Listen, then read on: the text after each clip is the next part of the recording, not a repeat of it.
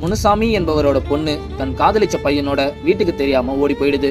இந்த விஷயத்த அறிஞ்ச முனுசாமி ரொம்பவே மனசுடைஞ்சு போய் சோகமா கண்ணீர் விட்டு அழுதுட்டு உட்காந்துட்டு இருக்காரு. இப்படி முனுசாமியோட பொண்ணு ஓடி போன விஷயம் பக்கத்து வீட்டுல இருக்கிற முத்தையாவுக்கும் தெரிய வருது.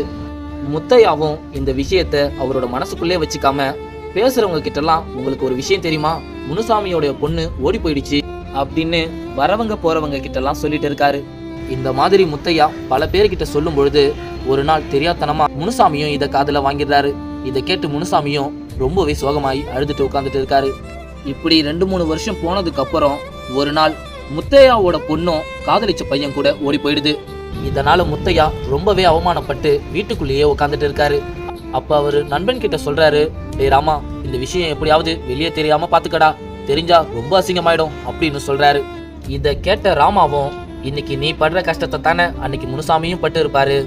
இந்த விஷயம் மற்றவங்களுக்கு நடந்தா அது உங்களுக்கு வேடிக்கை, அதுவே உங்களுக்கு நடந்தா அது வலி.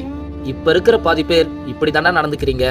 நமக்கும் வாழ்க்கை இருக்கு, நம்ம வாழ்க்கையிலயும் இந்த மாதிரி பிரச்சனைகள் வரும்ன்றத மறந்துட்டு மற்றவங்களுடைய பிரச்சனைகளை நம்ம வேடிக்கையா பேசிட்டு இருக்கோம்.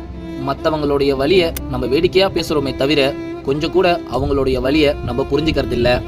தயவு செஞ்சு மற்றவங்களோட வலியையும் மற்றவங்களுடைய பிரச்சனைகளையும் நம்ம வேடிக்கையா பேசுறத நிறுத்துங்க. இந்த குட்டி ஸ்டோரி பிடிச்சிருந்தா மறக்காம லைக் பண்ணுங்க.